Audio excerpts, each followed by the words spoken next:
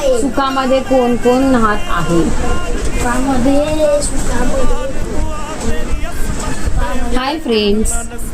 So आज मी जी video बनवणार आहे ती कोणतं प्रमोशन करण्यासाठी नाही बनवणार की कोणतं ॲडव्हर्टायझिंग करण्यासाठी नाही बनवणार. आता तुम्ही बघते माझा मुलगा अभ्यास करतो बरोबर. सो विषय असा आहे की 20 तारखेला जे झालं 20 जुलैला बघितलं तुम्ही दिल्लीमध्ये जो स्टुडंटवरती अत्याचार झाला, पोलिसांनी जो अत्याचार केला त्याच्याविषयी मी बोलायला आज व्हिडिओ केलेला आहे. खरं तर भीती वाटत होती मला ह्याच्यावरती बोलायला, कारण कोणी ऑब्जेक्शन घेईल, पण मला वाटलं की नाही जर बोललो ना तर हे आपल्या मुलांवरती सुद्धा होणार, कारण आपली मुलं आता छोटी आहेत पण त्या लेवलला आपली मुलंसुद्धा जातील, तर त्यांच्यावरती जर अशी वेळ आली तर काय करणार. आपण सगळेच जण गप्प झालो तर कसं होणार. आपल्या मुलांचं पुढचं फ्युचर आहे, त्याच्यामुळे जे आता जे चाललं आहे आंदोलन त्याला सगळ्यांनी जेवढं जमेल तेवढं सपोर्ट करायला पाहिजे.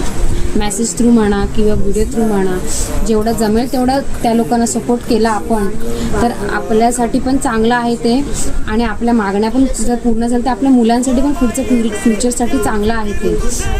त्याच्यामुळे जेवढं जमेल तेवढं त्या आंदोलनाला तुम्ही सपोर्ट करायला पाहिजे असं माझं तरी मत आहे. म्हणून त्यासाठी मी छोटीशी व्हिडिओ बनवलेली आहे, कारण आज माझा पण मुलगा छोटा आहे जो म्हणजे आता पुढे जाणार आहे, त्या स्टेजला तो पण पोचणार आहे. तेव्हा जर त्याच्यासोबत झालं तर ह्या विचाराने मी विचार केला की मला पण ह्या गोष्टीला सपोर्ट करायला पाहिजे. मला ॲक्च्युली माहिती नव्हतं, मी बरेच दिवसापासून व्हिडिओ बघत होते, कोणी स्टेटस टाकतोय, कोणी व्हिडिओज म्हणजे असे दिसत होते त्याच्यामध्ये, पण एवढं मी लक्ष नाही दिलं, दुर्लक्ष केलं त्या गोष्टीकडे.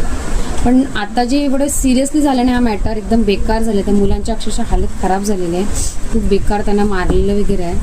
त्याच्यामुळे सगळ्यांनी प्लीज याला सपोर्ट करा सगळ्यांनी, आणि जेवढं जमेल तेवढं तुम्ही मेसेज सगळ्यांपर्यंत पोचवा आणि जास्तीत जास्त स्टुडंटला सपोर्ट करा. धन्यवाद.